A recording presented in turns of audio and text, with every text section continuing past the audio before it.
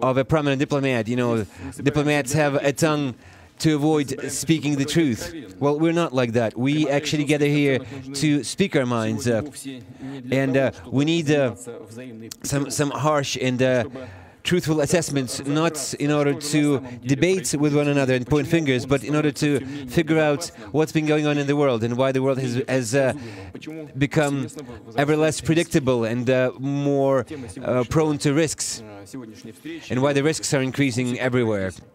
Unfortunately, the United States, who consider themselves the winners of the Cold War, believe that there is no need in those checks and balances. And instead of trying to secure stability in the world, they actually took measures that led to a strong disbalance. The Cold War is over, but it was not over with the signing of peace. It did not end with clear-cut arrangements about some rules and standards to be observed. We have an impression that the so-called winners of the Cold War decided to get the most out of the situation, exploit it as much as possible, and refashion the whole world in accordance with their own interests and ideas. If the entire system of international law and the checks and balances were an obstacle to their intentions, they were immediately proclaimed to be outdated, obsolete, and subject to destruction. This is how a nouveau riche behaves, someone who unexpectedly gets a fortune. They start squandering their gains, believing that this will last forever. And I believe the West has made a lot of blunders because of that. We've entered into a period of mistrust. Would you say we have no reasons to be concerned and ask these uncomfortable questions? Maybe the United States is exclusive in pursuing its leadership, and maybe that is a good thing. Maybe them interfering in everyone's relations all over the world is something that brings us peace, stability, prosperity, and democracy. And maybe we all should simply, let them do it to us. I dare say this is not true.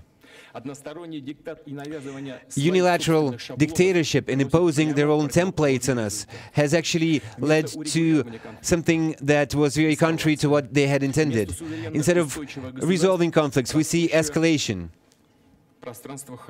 Instead of stability, we see increasing chaos. Instead of democracy, we see them supporting some very murky activists, from open Nazis to very dangerous Islamic fundamentalists, because those forces are used initially as instruments, but then they just go out of control, and their so-called masterminds get burned on that. I can't help wonder how time and again they continue to repeat their own mistakes. They used to sponsor Islamic extremist movements to fight the Soviet Union. They were tried and tested in Afghanistan and later gave rise to Taliban and Al-Qaeda. The West used to turn a blind eye, or I would actually say even support financially and in media terms to support those terrorists and their invasion in Russia from Central Asian countries. It was only after terrible terrorist attacks in the territory of the United States itself that the West actually came to realize the imminent danger of global terrorism. And I remind you, Russia was the first to support the American nation and lend them a helping hand after the terrorist attack of September 11th, 2001. They interfered in Iraq and in Libya, and actually Iraq is now on the brink of disintegration thanks to their action. After the deposition of Saddam Hussein, state institutions were effectively destroyed, including their armed forces. We were actually warning the West back then, saying, look, you are driving all those people, all those males, into unemployment. What are they supposed to do now? How are they going to support themselves and their families? These people used to be the leadership of a relatively large and strong country. What are you leaving them for? Now, what we have seen is tens of thousands of former Iraqi army servicemen and Ba'athist party members have become rank and file of the Islamic State, and they are military professionals. Growing discussion and debates in the Western academic and expert community. It would be enough to look at the headlines in the Western media. The same people are first portrayed as fighters for democracy and then as Islamic radicals. First, the Western media tell us about people's revolutions, and then they get described as coups and riots and unrest. In such a situation, it is high time we tried to agree on the basic things. It is extremely important. It is much better than isolating ourselves from each other, especially considering the fact that we're faced with common challenges and issues. We are in the same boat. The best solution would be cooperation among nations, a joint search for solutions and a joint risk management. Unfortunately, some of our counterparts only remember of this necessity when it responds to their interests, when it's in line with their interests. Unfortunately, such objectives are too difficult to achieve sometimes.